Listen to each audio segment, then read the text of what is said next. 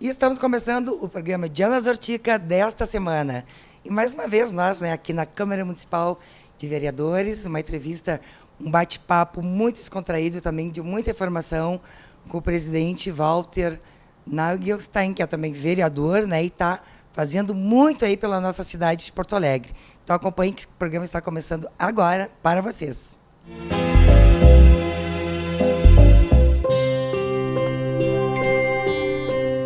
Vamos dormir, filha?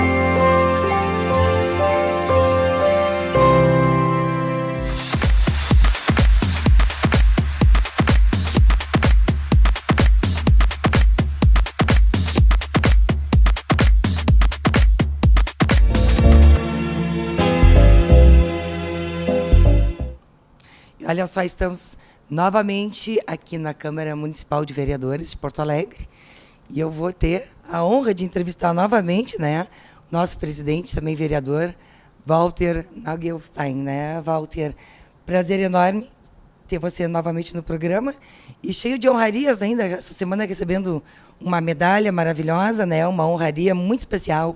Eu agradeço muito. Olha, é difícil os parlamentos no Brasil conseguirem espaços positivos na mídia, embora a gente faça muita coisa praticamente todos os dias. Então o fato de tu estar voltando hoje aqui, Diana, e mais uma vez abrindo um espaço para a gente falar sobre as coisas que têm sido feitas, o que nós estamos discutindo, questões da cidade, como a gente vai ver ao longo do programa, importantes todas elas. Claro. Eu te agradeço muito, fico muito feliz, seja sempre muito bem-vinda e é muito importante. Todos os espaços de divulgação que a gente tiver são muito importantes. E eu fiquei muito feliz essa semana porque nós, no dia 8 de maio, celebramos o Dia da Vitória dos Aliados. Aliás, no Brasil, infelizmente, não sei porquê, essa questão ela não recebe um destaque maior. Na verdade, o século XX teve as duas piores guerras da história da humanidade. E eu digo, a humanidade que tinha saído logo ali atrás, antes do Iluminismo, que foi um dos momentos mais importantes da própria história da humanidade. Saindo do Iluminismo, nós entramos no precipício de duas grandes guerras. E especialmente a Segunda Guerra Mundial, que foi terrível sob todos os aspectos. E no século que alguns autores chamam do século das ideologias, que foi o século XX.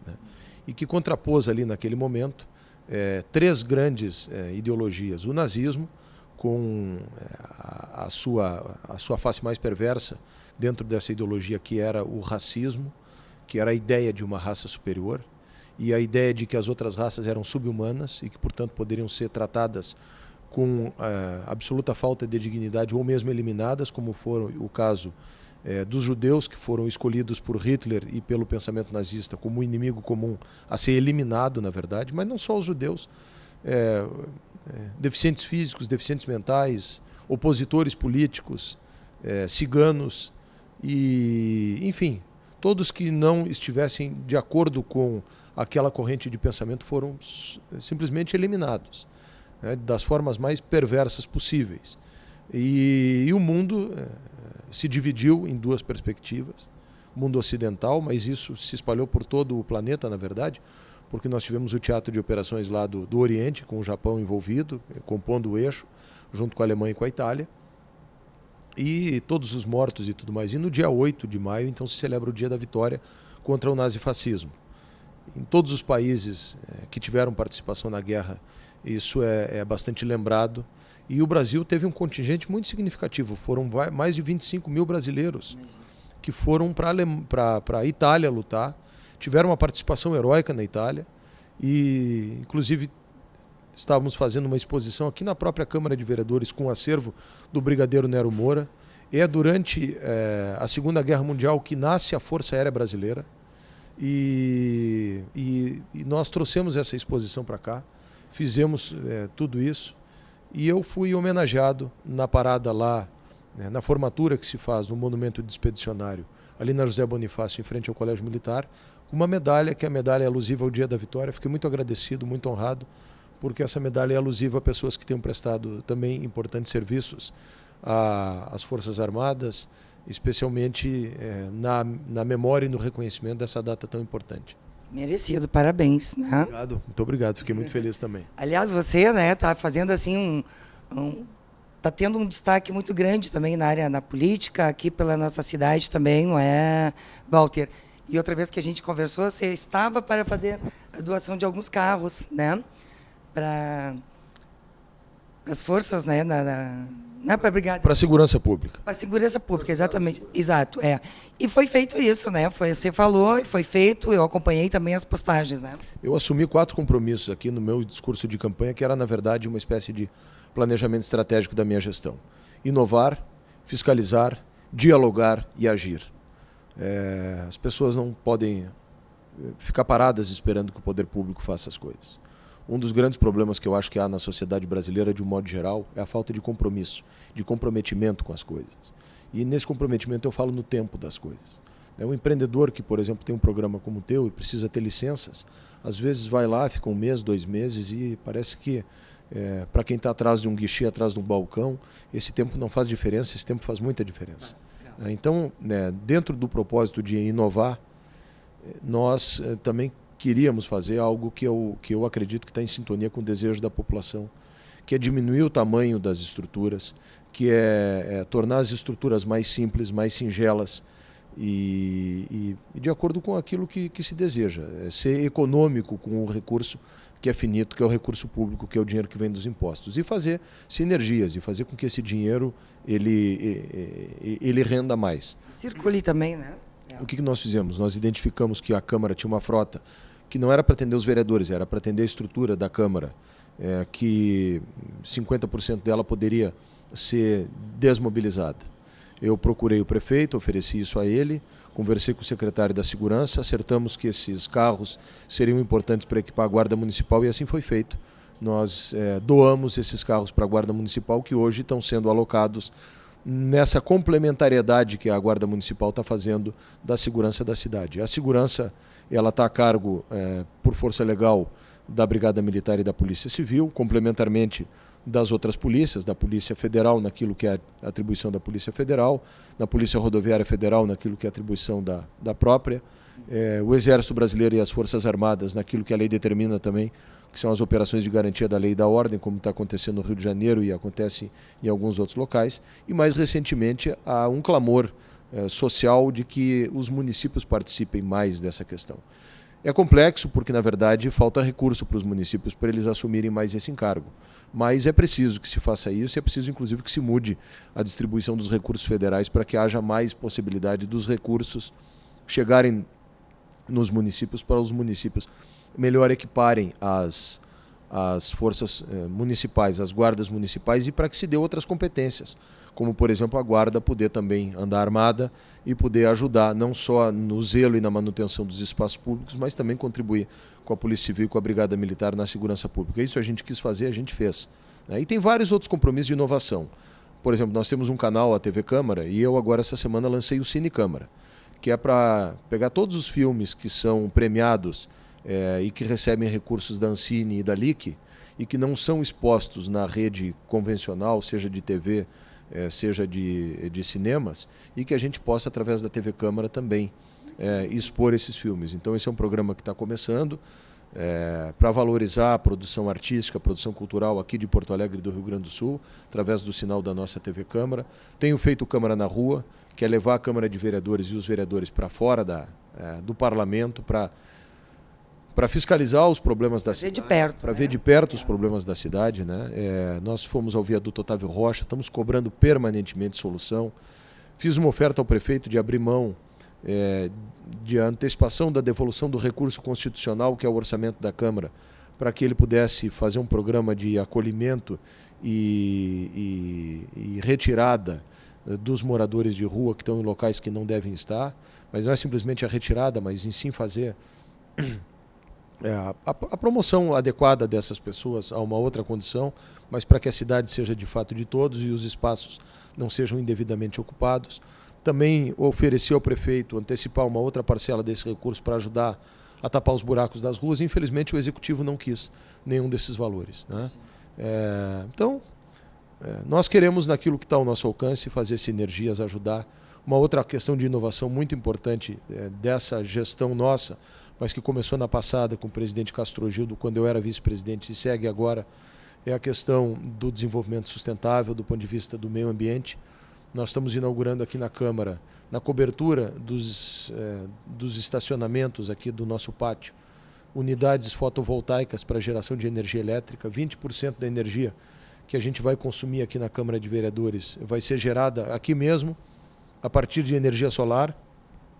Essa conta, em 5 anos, o Legislativo se paga, né? A partir daí nós vamos ter uma economia. Estamos estudando a possibilidade, inclusive, de aumentar essa geração própria de energia elétrica a partir da energia solar. Estamos fazendo um programa, criamos um grupo de trabalho para um grupo de aproveitamento dos resíduos sólidos aqui da casa. Uma das faces desse programa é um convênio com uma cooperativa de catadores e recicladores para que a gente possa colocar esse recurso para gerar renda para comunidades carentes. E também, ainda com relação a isso, nós estamos fazendo telhados verdes aqui na casa. Lá no fundo, por exemplo, tinha uma área que estava mais ou menos não, estava bem abandonada, e nós fizemos todo um canteiro de chá de boldo do Chile aí, que além de ter embelezado e além de ser ecologicamente correto, ainda pode ter uma função fitoterápica aqui. Quando a gente estiver mal, vai poder ter um chazinho de boldo lá. Então é um telhado verde, com a sua função térmica, com a sua função ecológica. Então tudo isso a gente está fazendo aqui na Câmara de Vereadores, além de, obviamente, dar um dinamismo muito grande à pauta de votação da Câmara, né, dos problemas da cidade. Nós votamos a Lei Geral dos Táxis, era um projeto que se estendeu por todo o ano passado sem que se conseguisse votar. Eu defini com os líderes que nós íamos votar, íamos enfrentar essa questão, independentemente da posição de cada um. Depois votava no plenário e a posição que saísse vencedora era a que deveria sair vencedora. Isso aconteceu. E votamos a lei dos aplicativos também, da regulamentação da vida, da atividade do transporte individual de passageiros, que são os famosos aplicativos Uber. São ótimos, né? Uber, Cabify e 99 Táxi, que são importantes, né? Mas que também, por outro lado, e é importante que se saiba, eles desarranjaram e desarranjam alguns outros setores produtivos da cidade.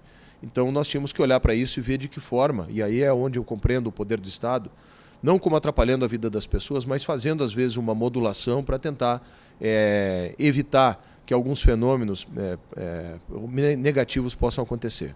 Os aplicativos têm um impacto muito positivo no seguinte: eles são mais baratos, eles melhoraram a vida das pessoas, mas eles desarranjaram algumas outras cadeias produtivas. Eu dou um exemplo. A passagem do ônibus custa R$ 4,30. E essa passagem ela é subsidiada. Subsidiada pelo Estado, pela Prefeitura, não. Ela é subsidiada por quem usa o transporte. Por exemplo, quem vem da Restinga para o centro paga o mesmo preço de quem vem para o Menino Deus para o centro. Por óbvio que custa muito mais caro uma viagem do que a outra, né? Porque uma gasta muito menos pelo trecho, né? Só que os dois pagam o mesmo valor. Então, quem está vindo do Menino Deus está pagando uma passagem mais cara do que deveria pagar. O que estava acontecendo?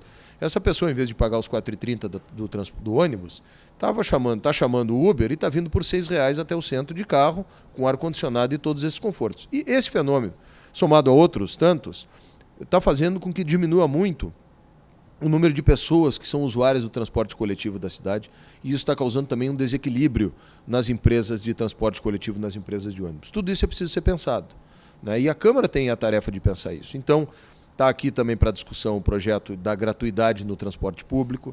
Porto Alegre tem 36% de gratuidade na passagem do transporte coletivo da cidade. Eu acho que isso é um equívoco.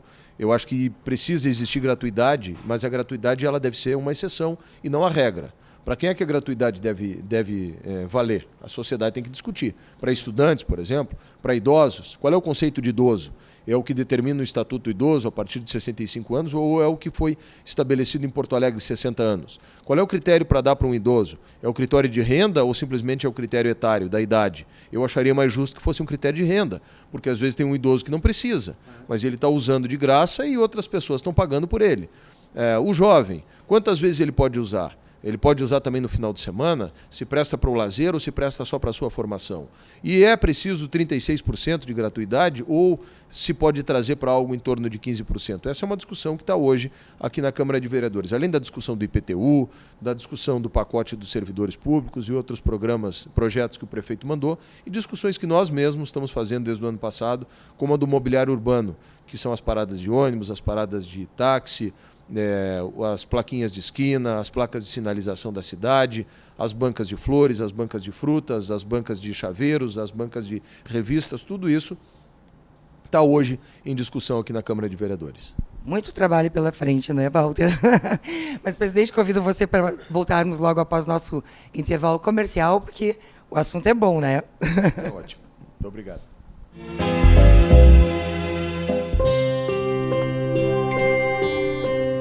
Vamos dormir, filha?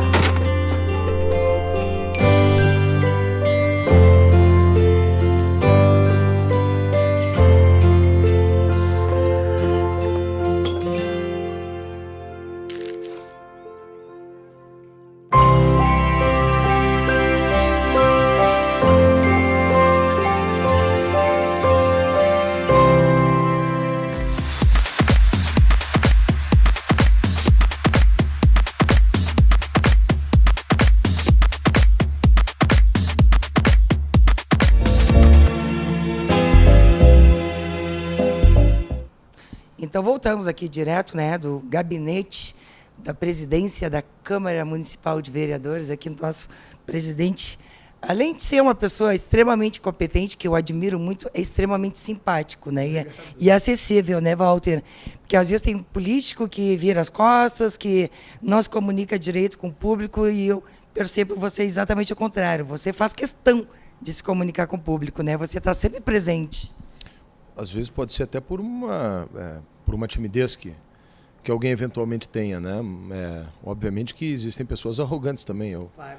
Mas até essa é uma coisa curiosa que você está falando. As pessoas que não me conhecem, às vezes, algumas, eu vejo isso em redes sociais ao longo do tempo, acham que, ou podem achar que eu sou uma pessoa arrogante porque eu sou muito sério no trato dessas coisas, embora seja em casa, em outras atividades, bastante brincalhão. Sim. Mas eu acho que é mais pela seriedade com que eu trato essa função aqui, e dois, por um pouco de timidez também. Eu não sou um cara expansivo de chegar num ambiente que está cheio de gente e sair fazendo, espalhafato e gritando e cumprimentando todo mundo. Eu tenho um pouco dessas reservas assim. Então, às vezes, alguém pode achar esse cara é meio cheio, meio bobalhão, longe de mim. Eu, graças a Deus, aprendi com os meus pais que a simplicidade tem que ser um comando muito presente na vida da gente, e eu busco exercitar isso sempre, tratar todo mundo com respeito, com dignidade, com atenção, e obviamente que gosto de ser tratado assim também, né? Hoje em dia na política, infelizmente, graças ao estado de coisas que está aí, algumas pessoas, ou por divergência ideológica ou mesmo por ignorância, acham que podem tratar as pessoas de forma deseducada, deselegante. Eu acho isso muito ruim. E não gosto de ser. Às vezes até reajo nesse sentido, reajo no bom sentido, de que se maltratado for, eu também respondo para tentar recolocar as coisas, porque eu acho que a gente precisa se fazer respeitar também nesse aspecto. Mas você é muito carismático. Outra matéria que a gente fez aqui, a gente postou nas redes sociais também, muita gente elogiou, até você tinha assumido um dia de prefeito aqui em Porto Alegre. Muita gente fez comentário no meu Facebook que você deveria ser o prefeito de Porto Alegre. O que você achou disso aí, Walter? Eu venho plantando uma semente aqui na nossa cidade. Eu tenho um carinho, um comprometimento muito grande por Porto Alegre. Eu tenho uma visão de cidade, e inclusive na sua dimensão estética, que eu acho que se perdeu. As pessoas acham que isso é futilidade, né? Eu acho que não. Acho que a vida tem várias dimensões, a dimensão estética é uma delas. A gente precisa viver numa cidade bonita, aprazível, cuidada. Infelizmente nós viemos perdendo isso, né? Uma cidade que resgate a sua história, que respeite seus monumentos, que mantenha suas ruas, que tenha parques, que tenha praças, que tenha visão da sustentabilidade, tudo isso. E agora tem a questão da Orla também, que está em andamento, né? A Orla eu sempre tenho trabalhado por isso há bastante tempo. Sei disso, eu acompanho você direto. Eu dei agora o nome, uma homenagem ao saudoso Moacir Scliar, Esse trecho foi aprovado pela Câmara, esse trecho que compreende ali da usina do gasômetro até a rótula das Cuias, Orla Moacir Scliar. A gente deve sancionar isso daqui a uns dias com a família, numa solenidade pública. Ali atrás, no novo atracadouro do gasômetro, que é um espaço que ficou muito bonito também. Estou contando os dias para a reabertura dessa parte que está revitalizada. Participei disso ao longo do tempo. Final de semana ando de bicicleta ali. Sou um dos responsáveis. Tem pessoas que não gostam. Ah, mas tinha que estar aberto para carro. Eu sou uma das pessoas responsáveis pelo fato de que aquele espaço fique fechado aqui do gasômetro até o Beira-Rio, na pista de cá, né? Porque eu também tenho 3 filhos, tenho um filho pequeno, vi as famílias ali, via carros passando ali a 60, 70, 80 km por hora. A criançada de patins, de skate? De skate, de patinete. E criança sabe como é, de repente uma sai correndo para o meio da pista, né? Graças a Deus nós não tínhamos tido nenhum problema. Aliás, esses dias até tivemos, quando um motorista de manhã cedo resolveu descumprir o horário do fechamento ali, acabou atropelando um ciclista que felizmente não teve maiores complicações, mas aquele espaço ali é o que eu defendo, que tem no Rio de Janeiro, que tem em qualquer cidade do mundo. No final de semana a orla tem que ser para as pessoas. É um espaço de deleite, de convivência, de atividade esportiva, de lazer, de skate, de patins, de bicicleta, de caminhada. Então a orla está ficando muito bonita. Uma coisa que eu vou continuar lutando, a gente fez uma sessão especial embarcada no catamarã e no Cisne Branco, é o aproveitamento do transporte hidroviário de Porto Alegre. Aliás, essa semana ainda assinei um pedido de informações ao prefeito para saber a quantas anda uma questão de que a EPTC ou a prefeitura tem que botar na rua um chamamento público de interesse para que empreendedores privados explorem esse serviço, se assim quiserem, né, de transporte hidroviário. O empreendedor pode, às suas custas, construir uma pequena estação modulada, que na verdade são 2 ou 3 containers, e ali faz um atracadouro e opera o barco como o catamarã, por exemplo, está operando de Guaíba para Porto Alegre. Né, numa estação muito melhor do que aquele arremedo de estação que tem ali na frente do Barra Shopping. Porque aquilo não é uma estação, na verdade, é só um pier com uma cobertura. Tem que ser muito melhor, pode ser muito melhor. Eu deixei esse projeto pronto quando fui secretário de urbanismo. Então eu tenho trabalhado por Porto Alegre todos os dias, né, de manhã à noite, incessantemente. E quem sabe um dia, né, se eu conseguir apoio político, a gente possa escrever mais essa página aí na minha história pessoal. E é uma história... Quantos anos na política, Walter? Eu saí do meu escritório de advocacia já são 17 anos. 17 anos. Eu saí aos 30, disse ao meu pai que ia para a vida pública, né? E estou na vida pública, que é uma vida hoje cheia de percalços também. Percalços, né? Instabilidade, insegurança, com tudo isso que está aí. Mas outro dia o desembargador Thompson Flores, que é o presidente do TRF4, que me deu um livro de presente, que é a vida do presidente Kennedy nos Estados Unidos, né? E ele falava dessa questão do desafio e da missão da vida pública. Eu considero isso uma missão. Eu estou entregue para essa missão, eu quero continuar em frente. Já estou com 47, agora voltar atrás é complicado, eu tenho que seguir. Está jovem, tem muito tempo. E estou seguindo, eu só espero, porque na verdade uma coisa que me causa assim um pouco de desconforto é que tu vê que tem gente que fez muito pouco, não fez quase nada e recebe um monte de voto e reconhecimento, e outros tantos que trabalham, têm dificuldade de se fazer reconhecido. Isso, e mesmo nas redes sociais, que eu tenho sido muito ativo, né, mas hoje elas são espaço para tudo que é tipo de pessoa e tudo que é tipo de opinião. Claro. E especialmente para essas generalizações, que são, como toda generalização, burra. E aí tu vê lá os comentários, mas isso aí não fez nada e agora em época de eleição quer aparecer. Eu tenho... Só havia teu histórico, né, de tantos anos, né, Paulo? Por onde eu tenho passado, em 3 vereanças, na Secretaria Municipal da Indústria e Comércio, na Secretaria do Urbanismo, por onde eu tenho passado, eu tenho realizações, eu tenho missões cumpridas e eu tenho objetivos conquistados. Eu tenho muito orgulho disso. Quem sabe está aí nosso futuro prefeito de Porto Alegre um dia desse. Mas, olha, foi um prazer enorme. Temos, né, aqui coisas interessantes até o final do ano, projetos ainda até agosto. Estou sabendo que tem bastante coisa ainda, né? Eu estou fazendo também, entre outras coisas, uma série de discussões, e não só discussões, mas com coisas objetivas práticas, sobre 2 fenômenos da cidade que são importantes. O primeiro deles é a insegurança pública, né? Então eu tenho feito audiências públicas. A audiência pública é um instrumento legal. A gente faz uma publicação no jornal. A gente leva a estrutura da Câmara para um determinado local. O último agora foi na ANRIGS, na Associação Médica do Rio Grande do Sul, ali na esquina da Salvador França com a Ipiranga, perto da PUC ali. Lá nós levamos a Polícia Civil, a Brigada Militar, a Polícia Federal, o Exército Brasileiro, o Corpo de Bombeiros e a sociedade. Convidamos todos os atores sociais, empresários, líderes comunitários, clubes de serviço para discutir a questão da insegurança pública e o que a gente pode fazer para melhorar isso. Nós estamos fazendo um ciclo de audiências públicas, vão ser 6. A próxima vai ser no dia 28 de maio agora, depois vai ser em junho mais 2, depois em julho, e vamos culminar esse esforço nosso no dia 3 de agosto com um grande seminário aqui na Câmara de Vereadores, para o qual está convidado e já confirmou o antigo chefe de polícia de Los Angeles, se chama Michael Parker, e também juízes, promotores, enfim, especialistas na questão da segurança. Esse é um projeto. Estou começando um outro, junto com a Universidade Federal, com o Instituto de Arquitetura da URGS, para fazer as discussões da revisão do plano diretor e deixar um documento encaminhado para o ano que vem para a revisão do plano diretor, pensando sobre o planejamento da cidade, né, que eu acho que é tão importante. Dar continuidade a alguma das coisas que eu fiz como secretário do Urbanismo, que foi o Master Plan do 4º Distrito. O que é isso?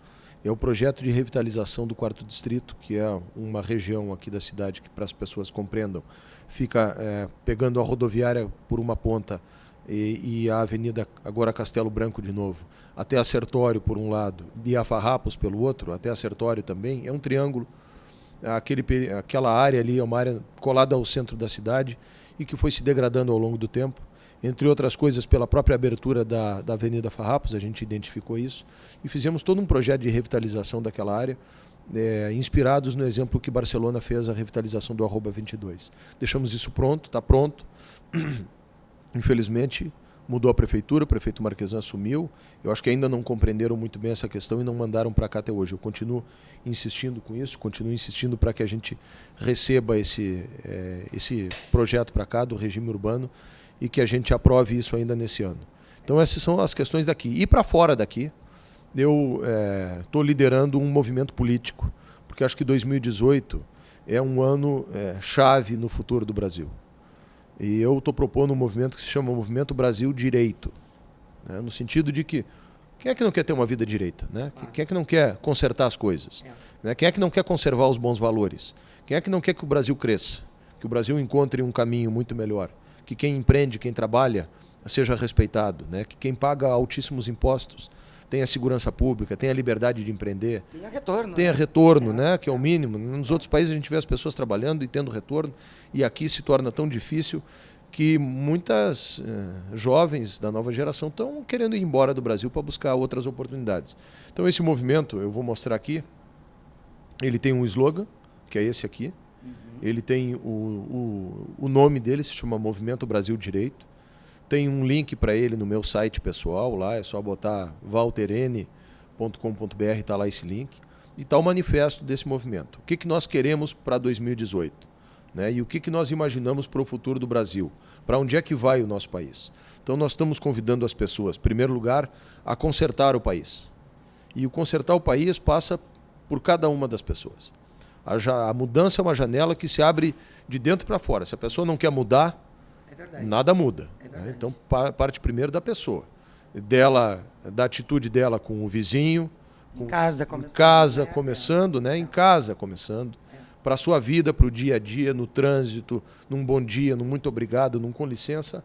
A sociedade veio e as pessoas vieram se barbarizando. Isso é muito ruim. Mesmo pessoas educadas, com formação superior, não sabem mais dizer hoje em dia muito obrigado. Não sabem pedir licença. Isso é um diagnóstico de que a sociedade está doente. Consertada essa questão, nós queremos buscar a conservação de bons valores, né? Resgatar valores que são importantes para qualquer sociedade. Dizendo o seguinte, que se a gente não conserva essas coisas, é muito fácil disso se perder. Né? Como as coisas da vida da gente. A gente precisa... Alguns valores as pessoas estão esquecendo, estão perdendo também. Esquecendo esses valores, e é preciso conservar esses valores. Fala isso, não é reacionarismo, né? É o contrário, é querer preservar as coisas boas. Claro. Então, as coisas precisam de conserto e precisam de conservação. E se nós conseguirmos estabelecer essas duas bases, a gente começa a construir um país melhor, com crescimento, com segurança para o indivíduo, com liberdade para quem quer empreender, inspirados na cooperação, que é uma das coisas que o movimento defende, a cooperação entre as pessoas e o comprometimento com tudo que diga respeito à nossa vida. Vamos nos comprometer com o nosso país, vamos nos comprometer com o nosso meio ambiente, vamos nos comprometer com o nosso semelhante, vamos nos comprometer em construir uma realidade muito melhor para todos nós, vamos nos comprometer em tentar consertar o mundo. Que ótimo, né? Que bom conversar com o presidente Walter novamente aqui. E hoje aqui na sala da presidência, né? Uns quadros lindos, muito aconchegantes a sala aqui da presidência, né? Chegando ali a Lísia, né? Lisier, coordenadora. Coordenadora de comunicação. Trabalha comigo há muitos anos e uma jornalista da mais alta competência, e além de ser uma pessoa extremamente educada, querida, e que tem me ajudado muito. E, aliás, isso é uma coisa que eu cultivo muito, né? Eu procuro ter estabilidade também no grupo de pessoas que vêm junto comigo. Conservar também é isso, né? Conservar as pessoas que estão próximas de ti, conservar as amizades, conservar as relações, isso é muito importante. Legal, muito obrigada por essa entrevista e até breve, né? Quem sabe? Queira Deus, uma próxima. Vai ser muito bem-vinda aqui, é bom te receber. Obrigada, tchau. Então, ficamos por aqui no nosso programa de hoje, né? Esse bate-papo muito, né, importante aí para a nossa cidade, com o nosso vereador e também presidente da Câmara Municipal de Vereadores, Walter Nagelstein, que abriu aqui seu espaço, né, a sua agenda, mais uma vez, para o nosso programa. Obrigada pela audiência, obrigada também aos nossos apoiadores, Academia Bioativa Bela Vista e também Zafari Bourbon. Um beijo e até a semana que vem.